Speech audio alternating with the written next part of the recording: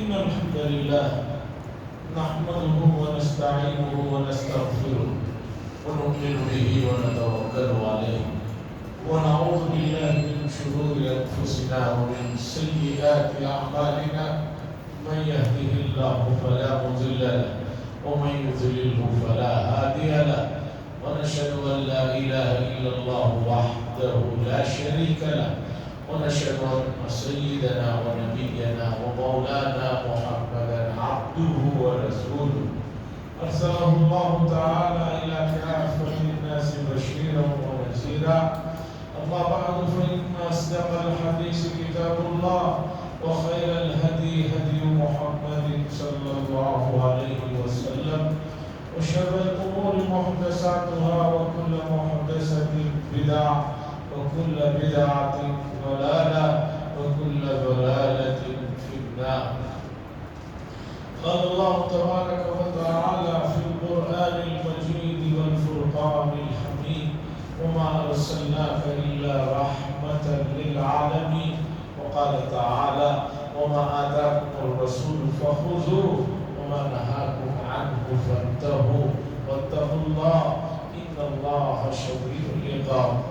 قال صلى الله عليه وسلم لا يؤمن أحدكم حتى يكون هواه تبعا لما جئت به أو كما قال صلى الله عليه وسلم. عزیزان محترم، آج ربیع الاول کی 30 تاریخ، کل رات میں چاند نظر نہیں آیا، تو اس مہینے میں 5 جمعہ ہمیں ملے ہیں. اس مہینے میں 5 جمعہ ملے. پہلی تاریخ کو ربیع الاول تھی اور آج آخری تاریخ کو ربیع الاول کا مہینہ. کل سے ربیع الاخر کا مہینہ شروع ہو جائے. ربیع کے معنی ہی ہیں خوشگوار موسم. پہلے بھی بات بتایا کہ عرب میں مہینوں کے نام رکھتے ہوئے موسموں کا بڑا انہوں نے پاس و لحاظ رکھا. تو ربیع کے معنی ہوتے ہیں خوشگوار موسم. ہمارا بالکل شہر ایسا ہے کہ یہاں نہ مکمل ویسی گرمی ہوتی ہے، نہ ویسے سردی رہتی ہے، نہ ویسے بارش، نہ ویسا موسم ہوتا ہے جو خوشگوار موسم جسے کہتے ہیں. ہمیشہ تقریباً ایک جیسا ہی موسم چلتے رہتا ہے.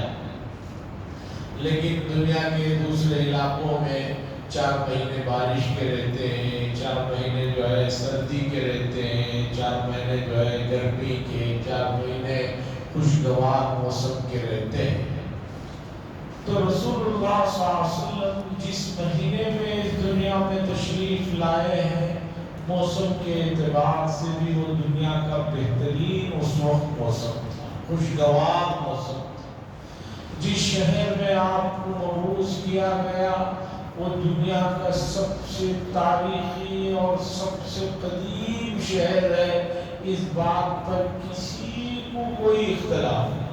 حتیٰ کہ یہود و نصارہ بھی یہ بات مانتے ہیں کہ دنیا کا سب سے قدیم شہر جو ہے وہ مکہ المکرمہ.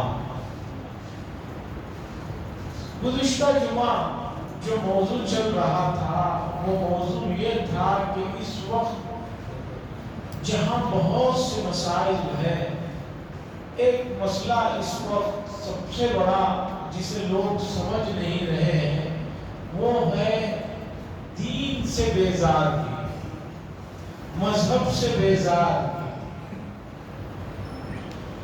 یہ بات آپ نے محسوس کیا ہوگا کہ قرآن مجید کے پہلے پارے سے لے کر آخری پارے تک دیکھیے کہ حضرت آدم علیہ السلام کا واقعہ، ان کا تذکرہ اور اس کے ساتھ ابلیس کی شرارتوں کا ذکر قرآن میں پڑا ہوا. پہلے پارے میں قصہ تفصیل سے، پھر اس کے بعد جو ہے 8ویں پارے میں ہے، پھر بڑی تفصیل سے 14ویں پارے میں ہے، 15ویں میں ہے، 16ویں میں ہے. بتانا یہ ہے کہ آدم علیہ السلام اور کا واقعہ ان کی تخلیق کے واقعے کے ساتھ ابلیس کی شرارتوں اور خباثتوں کا ذکر قرآن مجید میں تفصیل سے ہے۔ اور یہ بات آپ جانتے ہیں کہ اللہ کسی چیز کو ایک مرتبہ ذکر کر دے وہ انسانوں کے لیے کافی ہے، لیکن ایک چیز کو اتنی مرتبہ قرآن نے ذکر کیا، کیوں ذکر کیا؟ تاکہ انسان یہ بات نہ بھولے کہ بھئی اس دنیا میں ان کا ایک دشمن ہے اور وہ بڑا ہی گہرا اور بڑا ہی پرانا اور بڑا ہی خطرناک قسم کا ایک دشمن ہے، وہ ہے ابلیس۔ اور اس نے حق جل مجدہ کے دربار میں قسمیں کھائی تھی کہ جن کی وجہ سے مجھے اپنے عہدے سے معزول کیا گیا ہے، جن کی وجہ سے مجھے جنت سے نکالا جا رہا ہے، جن کی وجہ سے میرے مقام کو ٹھیس پہنچا ہے، میں ان کو اور ان کی اولاد کو قیامت تک بہکاتا رہوں گا، قیامت تک ان کو جو ہے سناتا رہوں گا، قیامت تک ان کو جو ہے چھوڑوں گا نہیں، اور اپنے ساتھ میں انہیں جہنم میں لے کر جاؤں گا۔ اب ابلیس اپنی پوری ذریت، پوری اپنی ٹیم، پورے اپنے چیلے چپاٹوں کے ساتھ روئے زمین پر انسانوں کے لیے گناہ جیسی بدترین چیز کو خوشنما بنا کر، خوبصورت بنا کر، اچھا دکھا کر لوگوں کو ان کاموں پر ابھار رہا ہے اور لوگ دھوکہ کھا رہے ہیں۔ گناہ کی بہت قسمیں ہیں، صرف کبیرہ گناہوں کی تعداد جو بغیر توبہ کے قبول نہیں ہوتے۔ علامہ ابن حجر الہیثمی رحمہ اللہ نے 2 جلدوں میں الزواجر نامی کتاب میں قرآن و حدیث سے مدلل کیا، 550 سے زائد ایسے گناہ ہیں جو گناہ کبیرہ کہلاتے ہیں، جو اس چیز کو چھوڑ کر سچی پکی توبہ نہ کی جائے تو وہ دھلتے نہیں ہیں، وہ ایسے داغ ہیں جو مٹتے نہیں ہیں۔ اس کے بعد ان گناہوں میں سب سے بڑا گناہ ہے کفر، کہ آدمی اللہ کا انکار کرے، اللہ کے ساتھ کسی اور کو شریک قرار دے۔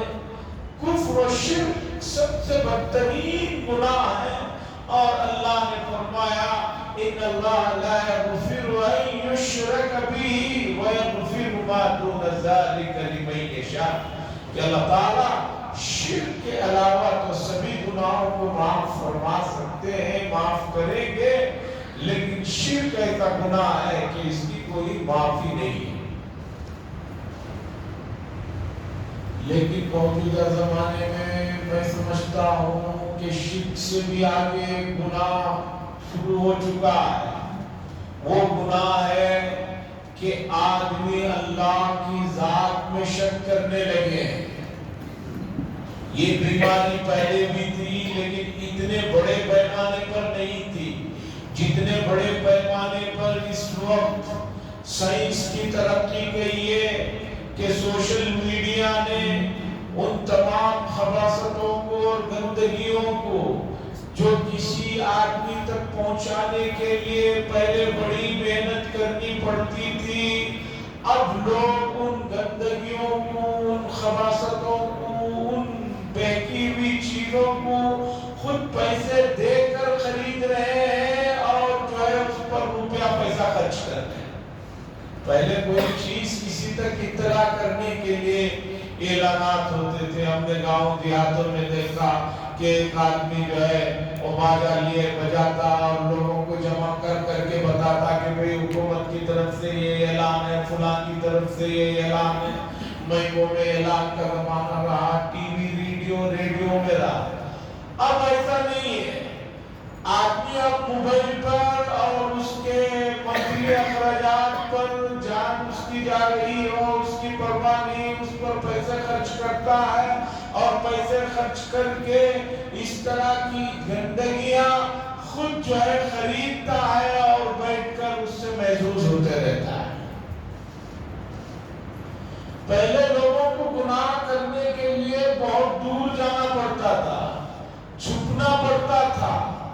مثال کے طور پر آپ ذرا 25-30 سال پہلے جائیے، جوا کھیلنے کے لیے جو جوا کھیلنے والے ہوتے تھے وہ لوگ جوا کھیلنے کے لیے دور کہیں کھنڈرات میں ویران جگہوں میں جا کر بیٹھ کر جوا کھیلتے تھے، چونکہ کسی کی ہمت نہیں تھی کہ کھلے میدانوں میں یا اسی طریقے پر شاہراہوں پر یا وہاں بیٹھ کر جوا کھیلے، ہمت نہیں تھی۔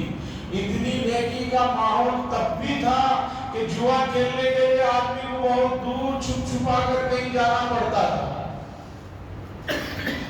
لیکن آج آدمی آرام سے بیٹھ کر اپنے گھر میں اپنے صوفے پہ بیٹھ کر اپنے بیڈ روم اور اپنے جو ہے ڈائننگ ہال میں بیٹھ کر جو ہے جوا کھیل رہا ہے، کسی کو اسے جا کر بلانے کی ضرورت نہیں۔ پہلے زمانے میں جو لوگ شراب کے نشے کے عادی ہوتے تھے وہ لوگ جو ہے بڑا ان کے لیے مسئلہ ہوتا تھا، چھپ چھپا کر کہیں جا کر چھپ کے خریدو اور چھپ کے کہیں جا کر پیو، اتنا سارا ان کو کام کرنا پڑتا تھا۔ آج آدمی کو جو ہے شراب خریدنے کے لیے اتنی دوڑ دھوپ بھی کرنے کی ضرورت نہیں، گھر میں بیٹھ کر آرڈر دیجیے 30 منٹ کے اندر آ جائے۔ یہ شہروں کی حقیقت ہے اور یہ بلا بڑھتے بڑھتے اب گاؤں دیہاتوں میں بھی پہنچ چکی ہے۔ یہ بلائیں اب گاؤں دیہاتوں میں بھی بڑھ چکی ہے۔ تو آج جو سب سے بڑا فتنہ ہے پوری دنیا میں وہ ہے کہ لوگ اللہ کی ذات میں شک کر رہے ہیں۔ اب لوگ پہلے کوئی آدمی ایمان سے نکل کر کسی مذہب میں چلے جاتا تھا، لیکن امید رہتی تھی، امید رکھنی چاہیے کہ بھی چند دنوں کے بعد اس مذہب کی چیزوں کو جو وہ دیکھے گا تو پھر لوٹ کر ایمان میں آئے گا۔ لیکن اب ایسا نہیں، اب پوری دنیا میں ایک نیا سسٹم اور ایک نیا فیشن چلا ہے۔ لوگ کہہ رہے ہیں کہ بھی ہم کسی بھی مذہب کو نہیں مانتے، اب اسلام کو بھی نہیں مانتے، عیسائیت کو بھی نہیں، یہودیت کو بھی نہیں، کوئی مذہب نہیں ہے، کوئی سسٹم ہی نہیں ہے۔ اور جو کچھ دنیا میں ہو رہا ہے وہ خود بخود ہو رہا ہے۔ گزشتہ جمعہ اس پر میں نے کافی تفصیلی چیزیں رکھی، اب اسی مضمون کو آگے بڑھانا چاہتا ہوں کہ یہ ارتداد کی جو نئی شکل ہے یہ بہت خوفناک ہے، اور یہ کتنا زیادہ اندر تک پہنچ گئی ہے آپ اس خطرے کو محسوس کریں۔ ابھی 8 دن پہلے دارالعلوم دیوبند کے ایک بڑے استاذ آئے تھے، انہوں نے بتایا کہ ان کے قریبی آدمی نے ان کو فون کیا کہ حضرت آپ سے کچھ بات کرنا چاہتا ہوں، مجھے ذرا وقت چاہیے۔ حضرت نے پوچھا کہ بھئی کیا بات کرنا چاہتے ہو، کیا موضوع ہے، کیا سوالات ہیں؟ اس نے کہا کہ مجھے بس صرف ایک بات ہی معلوم کرنا ہے، یہ جو اللہ ہے جو بات بولتے ہیں مجھے اب اس پر یقین نہیں ہے، مجھے جو ہے شک ہو رہا ہے، اس پر آپ سے گفتگو کرنا چاہتا ہوں۔ تو وہ استاذ جو بڑے استاذ ہیں انہوں نے کہا کہ بھئی تم میرے پاس اتنی دور آنے کے بجائے فلاں قریب میں ایک صاحب کا نام دیا، تم اس جگہ کے ہو، ان سے جا کر بات کرو۔ تو فون کرنے والا کہتا ہے کہ حضرت نے میں آپ سے ہی آ کر بات کروں گا، اس لیے کہ آپ سے میری جان پہچان ہے، مناسبت ہے۔ تو یہ پریشان ہو گئے کہ بھئی کون آدمی ہے جو جان پہچان کا ہے، کہہ رہا ہے کہ بات کرنا چاہتا ہے۔ پھر اس نے بتایا کہ حضرت میں وہ ہوں جو آپ کے پاس قرآن پڑھا ہوں، حدیث پڑھا ہوں، جو آدمی قرآن حدیث پڑھنے کے باوجود کہہ رہا ہے کہ مجھے اللہ کی ذات میں شک ہے، مجھے یقین دلائیے، آپ سوچئے اس سے بڑھ کر کیا بربادی ہو سکتی ہے۔ ارے کفار مکہ اللہ کے علاوہ 200-500,000 معبودوں کو مانتے تھے، لیکن مشکل وقت میں وہ بھی یہ کہتے تھے کہ یہ سب کچھ بنانے والی ذات اللہ ہے۔ لَيَقُولُنَّ اللَّهُ، قرآن نے کہا پوچھئے کہ یہ کس نے کیا، تو ضرور یہی کہتے ہیں کہ اللہ نے پیدا کیا۔ آج انسانیت کفر و شرک سے بھی نیچے گرتی جا رہی ہے اور لوگ اسے ترقی کا نام دے رہے ہیں، اسے ماڈرنزم کہہ رہے ہیں۔ یہ بربادی کی اب اس سے آگے کیا سرحد ہو سکتی ہے، اس سے آگے کیا ہو سکتا ہے، ذرا آپ سوچئے۔ اَفِي اللَّهِ شَكٌّ فَاطِرِ السَّمَاوَاتِ وَالْأَرْضِ، سورہ ابراہیم میں اللہ فرماتے ہیں قَالَتْ رُسُلُهُمْ اَفِي اللَّهِ شَكٌّ فَاطِرِ السَّمَاوَاتِ وَالْأَرْضِ، رسولوں نے کہا کہ تم اللہ کی ذات میں شک کر رہے ہو جس نے آسمانوں اور زمینوں کو پیدا فرمایا۔ کفر و شرک سے انسانیت اور آگے بڑھ رہی ہے اور لوگ کہہ رہے ہیں کہ بھئی سائنس ہمیں بتاتی ہے کہ کوئی اللہ نہیں، سب خود کو خود ہو گیا ہے، سب ایسے ہی ہو گیا ہے۔ زمانے ماضی میں ایک عرب کے دیہاتی نے کہا کہ اللہ کے وجود کو ماننے کے لیے تو بڑے دلائل ہیں، سمجھ میں آنے والی ایک موٹی چیز میں بتاتا ہوں سنو۔ عرب کے ایک بدو سے کسی نے پوچھا کہ اللہ کا وجود ہے، کیا دلیل ہے اس پر؟ اس نے کہا دلائل تو بہت ہوں گے، لیکن میں گاؤں دیہات کا آدمی ہوں، سیدھی سادھی بات رکھوں گا، سمجھ لو۔ اس نے کہا کہ دیکھو یہ شہتوت کا پتا، شہتوت کا پتا، شہد کی مکھی اس سے رس چوستی ہے، اسے کھاتی ہے تو شہد بنتا ہے، ریشم کا کیڑا اسے کھاتا ہے تو نافع بنتا ہے، ریشم بنتا ہے، اسی پتے کو ہرن کھاتی ہے تو مشک بنتا ہے، اسی پتے کو گائے کھاتی ہے دودھ بنتا ہے۔ کتنی عجیب بات ہے کہ ایک ہی چیز ہے، الگ الگ جگہ جا رہی ہے تو الگ الگ چیزیں بن رہی ہیں۔ اس سے بڑھ کر کیا اللہ کی وجود پر دلیل چاہیے کہ یہ سب چیزیں خود بخود ہو رہی ہیں؟ تو ایسا کیوں نہیں ہوتا کہ گائے جو ہے پتا کھائے، وہاں دودھ کی بجائے شہد بننا شروع ہو جائے؟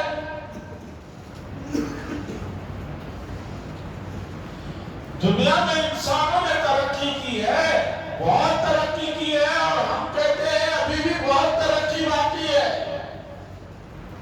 اس لیے کہ ہمیں قرآن میں 1450 سال پہلے ایک بات بتائی، وَسَخَّرَ لَكُم مَّا فِي الْأَرْضِ، ارے جو کچھ ہے زمین و آسمان میں، اللہ کہہ رہے ہیں کہ ہم نے تمہارے انڈر میں دے دیا ہے، اس سے استفادہ کرو۔ 50-60 سال پہلے چاند پر کوئی چلے گیا تو لوگ سمجھ رہے ہیں کہ بڑی ترقی ہو گئی۔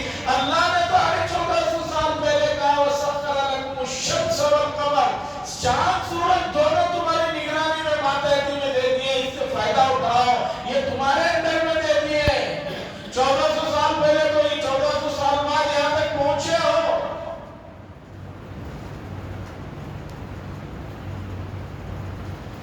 تو بات یہ چل رہی تھی، سائنس نے اتنی ساری ترقیاں کرنے کے باوجود، اتنی ساری مشنریز بنانے کے باوجود ایسا ہو نہیں سکتا کہ ایک پتا ڈالے، ایک مشین ایسی بنائی جائے کہ اس میں سے جو ہے شہد بھی نکلے، دودھ بھی نکلے، فلاں چیز بھی نکلے۔ ایک ہی چیز بنتی ہے، ایک مشین میں ایک ہی چیز نکلتی ہے، وہ اسی کے لیے مختص ہوتی ہے۔ عزیزان گرامی، یہ جو شک پیدا کیا جا رہا ہے، یہ ابلیس اور اس کی ٹیم جو بیٹھے ہوئے پوری دنیا میں لوگوں کے ذہنوں سے اللہ کے وجود پر سوالات اور مذہب کی پابندیوں سے آزاد کرنے کا جو کام انہوں نے شروع کیا ہے، یہ کام جو ہے بڑے تیزی سے پھیل رہا ہے۔ اور سب سے زیادہ دکھ کی بات یہ ہے کہ یہ چیزیں امت اسلامیہ کے ذہنوں میں زیادہ گھولا جا رہا ہے۔ دوسرے لوگوں کو تو مذہب سے کوئی دلچسپی ہی نہیں ہے، انہیں کوئی مذہب سے مطلب ہی نہیں ہے، اس لیے ان کے اوپر اتنی محنت نہیں ہو رہی ہے۔ سب سے زیادہ محنت امت مسلمہ کے افراد پر ہو رہی ہے۔ جو چیزیں اسلام نے حرام قرار دی، ان چیزوں کو اسے امت میں نئے ناموں کے ساتھ پھیلایا جا رہا ہے۔ چونکہ حدیث میں ہے کہ حرام چیز جب بھی کوئی اسے استعمال کرے کسی بھی شکل میں، اس کے لیے ہلاکت اور بربادی ہے۔ تو آج پوری دنیا میں جس چیز سے اللہ اور اس کے رسول نے شدید بیزارگی کا اور نفرت کا اظہار کیا، آج ایسی شکلیں بنا کر ان چیزوں کو امت مسلمہ کے اندر پھیلایا جا رہا ہے۔ مثال کے طور پر سود کو لے لیجئے، سود کی اتنی شکلیں بن گئی ہیں، ایسی صورتیں بنا دی گئی ہیں، آدمی بچنا چاہے بار مرتبہ بڑا اس کے لیے مشکل ہو جاتا ہے۔ فونوں پر مسلسل میسج آتے ہیں، نام دیا جاتا ہے 0% انٹرسٹ۔ ارے 0 تو بلب بھی نہیں ہوتا ہے۔ لوگ بولتے ہیں گھر میں 0 بلب جلاتے ہیں، 0 کہاں ہوتا ہے؟ یہ کیا 2 واٹ تو ہوتا ہے، لیکن نام کیا رکھیں؟ 0 بلب جلا دو، سونے کا وقت ہو رہا۔ 0 کوئی بلب نہیں ہوتا ہے۔ اسی طرح 0 انٹرسٹ کوئی چیز نہیں ہے۔ اس کھیل کو سمجھیے۔ انگریزوں نے ایک بات بہت پہلے کہی ہے کہ جھوٹ کو اتنا بولو کہ بولنے والا خود یقین کرنے لگے کہ میں سچ بول رہا ہوں۔ ایک آدمی جھوٹ بول رہا ہے، شروع اسی نے کیا، لیکن اس سے اتنی مرتبہ کہلواؤ کہ تھوڑی دیر کے بعد یا گھنٹے 2 گھنٹے کے بعد اسے خود یقین ہو جاتا ہے کہ نہیں یار کچھ تو بات ہوگی، سچ ہے۔ یہی ماحول بن رہا ہے۔ عرب کے اندر ایک ذرا دماغ سے معذور آدمی کا مشہور واقعہ سنایا جاتا ہے، کتابوں میں بھی لکھا گیا ہے۔ ہمیشہ عرب میں بہت پہلے کا واقعہ ہے، رسول اللہ صلی اللہ علیہ وسلم کی وفات کے بعد کا یہ شخص ہے۔ یہ جہاں بھی ہوتا ہے اسے بچے گھیر لیتے ہیں اور اسے تنگ کرتے ہیں، ذرا دماغ سے معذور ہوتا ہے۔ تو یہ بچوں سے بچنے کے لیے، بچوں کی مصیبت سے بچنے کے لیے کہتا، ارے تم مجھے یہاں پریشان کر رہے ہو، وہاں فلاں امیر آدمی مٹھائیاں بانٹ رہا ہے۔ تو بچے جو ہی سنتے کہ بھی وہاں فلاں جگہ مٹھائی بٹ رہی ہے تو پورے بھاگ جاتے ہیں اور اسے ان بچوں کی شرارتوں سے نجات مل جاتی ہے۔ اب اسے خود معلوم ہے کہ میں نے جھوٹ کہا بچوں سے بچنے کے لیے، ان کو بھگانے کے لیے کہ فلاں جگہ مٹھائی تقسیم ہو رہی ہے، سب بھاگ جاتے ہیں۔ تو تھوڑی دیر کے بعد یہ بھی بھاگتا، کہتا کہ ہو سکتا ہو صحیح میں ہی مٹھائی بٹ رہی ہے۔ تو یہ عالم امت کا ہو گیا ہے کہ آج اتنی شکلوں سے، اتنے طریقوں سے بتایا جا رہا ہے کہ لوگ امت مسلمہ کے افراد ارتداد کی لہروں میں جا رہے ہیں، شک ان کے دل و دماغ میں ڈال دیا گیا ہے، اور ہر وہ آدمی جو ان چیزوں کو بڑھاوا دیتا ہے، ایسے لوگوں کو یورپ اور امریکہ والے بنا کر پیش کرتے ہیں۔ عزیزان اکرامی، اگر آپ نے آنے والی نسلوں کے ایمان کی حفاظت نہیں کی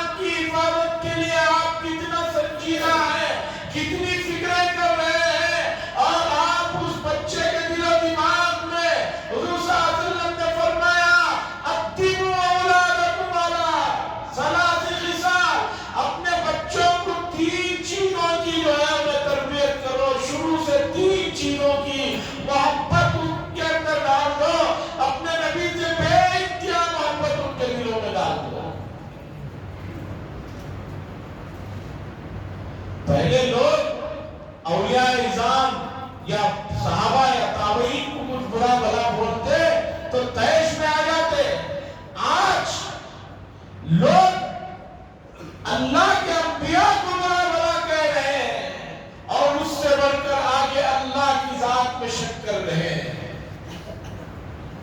امت مسلمہ کا طبقہ اتنا بڑا ہونے کے باوجود اپنا رول کیا ادا کر رہا ہے؟ کوئی ہمیں سمجھا ہے؟ کوئی ہمیں بتائے؟ قرآن کی اس آیت کی طرف آئیے، سورہ توبہ کی آخری آیتوں میں سے ایک ہے، والذین کفروا بعضهم اولیاء بعض، والذین کفروا بعضهم اولیاء بعض الا تفعلوا تکن فتنة فی الارض وفساد کبیر۔ یہ آیت میں اللہ یہ بات بتا رہے ہیں، سورہ حدیبیہ کے آس پاس کے ماحول میں یہ آیت نازل ہوئی۔ پوری آیت کی تشریح اور توضیح کرنے کا تو وقت نہیں۔ 1500 صحابہ ہیں، اور صحابہ ایک دوسرے پر کس طرح جانثار کرتے تھے، احادیث میں واقعات پڑھ لیجیے کہ ایک صحابی کی جان جا رہی ہے جنگ میں، ان کے بھائی پانی لے کر آئے ہیں، پانی پلانے ہی والے ہیں، دوسری طرف سے آواز آتی ہے تو یہ جن کی جان نکل رہی ہے میدان جنگ میں، وہ کہتے ہیں کہ پہلے ان کو پانی پلا دو۔ محبت اور بھائی چارگی کا یہ عالم، جب حضور صلی اللہ علیہ وسلم نے مکے سے آئے ہوئے لوگوں کو مدینے میں آپس میں بھائی چارگی دی، تو مدینے میں ایک صحابی نے مکے کے جن کو ان کا بھائی بنایا تھا، اللہ کے نبی نے انہوں نے فرمایا دیکھو یہ میرا کاروبار ہے، اس میں آدھا تم لے لو آدھا میں لے لیتا ہوں، یہ میرے 2 گھر ہیں، ایک گھر تم رکھ لو ایک گھر میں رکھ لیتا ہوں۔ اس سے بڑھ کر ان صحابی نے کہا تھا کہ میری 2 بیویاں ہیں، آپ جسے کہیں گے میں انہیں طلاق دے دوں گا، تم ان سے شادی کر لیں۔ یہ تاریخ کی صحابہ کی محبتوں کی مثالوں کے 2 مختصر واقعے سنا ہے۔ اللہ فرما رہے ہیں کہ دیکھو بھائی، تم 1500 لوگ جو اس وقت ہیں جب آیت نازل ہو رہی ہے، اگر تم آپس میں متحد اور متفق نہیں ہوں گے تو سن لو یہ کفر والے زمین میں فساد برپا کر کے رکھتے ہیں۔ ان کے فساد کو روکنا ہے تو تم لوگوں کا آپس میں ملنا، اتحاد اور اتفاق ہونا بہت ضروری ہے۔ جس ماحول میں جن لوگوں پر یہ آیت نازل ہو رہی ہے، وہاں اتنی چھوٹی سی تعداد، باقی پوری دنیا میں کفر و شرک ہے۔ اللہ کہہ رہے ہیں کہ تم لوگوں کا اور آپس میں گہرا تعلق نہیں ہوگا تو بات جو ہے بگڑ جائے گی۔ آج روئے زمین پر فساد پھیلا ہے تو آپ صرف یہ کہہ کر اپنی جان نہیں چھڑا سکتے کہ فلاں آدمی ظلم کر رہا ہے، فلاں نالائق ہو گیا ہے، فلاں جو ہے ناکارہ ہو گیا ہے۔ وہ ناکارہ، وہ نالائق اگر بنا ہے تو اس میں یقیناً کہیں نہ کہیں نہیں، میں کہتا ہوں یقیناً ہم لوگوں کی اپنی کوتاہیاں، ہم لوگوں کی اپنی سستی، ہم لوگوں کی اپنی دین سے بیزاری اور لاپرواہی ہے۔ اگر ہم نے اپنا کام کیا ہوا ہوتا تو اس طرح کا ذہن نہ بنتا۔ باطل والے تو اپنا کام کر رہے ہیں اور حق والے اپنا کام نہ کریں۔ جن کے پاس مکمل ایک شریعت ہے، جن کے پاس ایک ایسے نبی نے تعلیمات کے معاملے میں کہاں کوئی چیز ایسی چھوڑی ہے، مجھے بتائیے کہ حضور صلی اللہ علیہ وسلم نے وہاں پر آپ کی اور ہماری رہنمائی نہ فرمائی۔ عزیزان گرامی، اللہ کی ذات کے سلسلے میں جو شک و شبہ پیدا کر کے اب جو ایک نیا طبقہ پوری دنیا میں بن رہا ہے، ہم کسی بھی مذہب کو نہیں مانتے، کوئی مذہب چیز نہیں ہے، یہ صرف دل و دماغ کو جو ہے تسلی دینے والی چیز ہے۔ یہ خیالات پوری دنیا میں تیزی سے پھیل رہے ہیں اور مسلم ملکوں میں بھی پھیل رہے ہیں، اور خود مسلمانوں میں خاص طور پر جو تعلیم یافتہ لوگ ہیں وہ یہ سمجھ رہے ہیں کہ انہوں نے جو سائنس کے کچھ سبجیکٹس پڑھے ہوئے ہیں، ان سبجیکٹس کی وجہ سے وہ ہر چیز کو سمجھ رہے ہیں۔ اس غلط فہمی سے نکلنے کی ضرورت ہے۔ ہم چاہتے ہیں کہ رسول اللہ صلی اللہ علیہ وسلم نے جو بات ارشاد فرمائی، اپنے بچوں کو نبی صلی اللہ علیہ وسلم کی محبت ان کے دلوں میں ڈال دیجئے، اتنی محبت ڈال دیجئے کہ آنے والے زمانے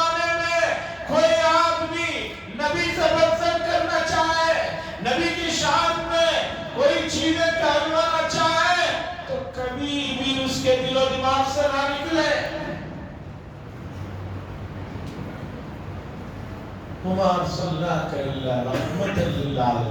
अल्लाह फरमाते हैं हमने सब आलमों के लिए नबी को रहमत बनाकर भेजा। आप समझिए कि हुजूर रहमत कैसे है, इस मसले को समझिए आप। और इस मसले को समझने के लिए आपको कुरान और हदीस के करीब आना होगा और दीन का इल्म रखने वालों के करीब आना होगा। आज जो उम्मत जो है सोशल मीडिया पर जो समझ रही है कि सब कुछ सोशल मीडिया से मिल जाता है, मैं कहता हूँ फिर यूनिवर्सिटियों में क्यों इतने लाख लाख रुपए देकर दाखिले ले रहे हैं, कॉलेजों में क्यों जाकर दाखिले ले रहे हैं, सब यूनिवर्सिटियों में इतना सब कुछ क्यों कर रहे हैं? अगर आपको सब कुछ इसी से सोशल मीडिया ही से सब कुछ हासिल हो जा रहा है तो यहाँ भी जाने की जरूरत नहीं। दुनिया के लिए, दुनिया की मादी चीजों के लिए तो आदमी वक्त और पैसा खर्च कर रहा है, दीन के लिए, अपनी नबी के लिए न वक्त देने के लिए तैयार है। और पैसा रुपया तो खैर दूर की बात है, उसकी तरफ तो मत आइए। अज़ीज़ान गिरामी, ये मज़मून और तवील है, इस मसले को और समझना है। मुझे उम्मीद है आप हज़रात इस मसले पर ज़रा अपनी जो है संजीदगी से फिक्र करेंगे और कुरान और हदीस जो हमारे बुनियादी असास है उसके करीब आइए, उसे पढ़िए, उसे समझिए और अपने दिलों में अपनाइए। व आखिरु दावाना अल्हम्दुलिल्लाहि रब्बिल आलमीन।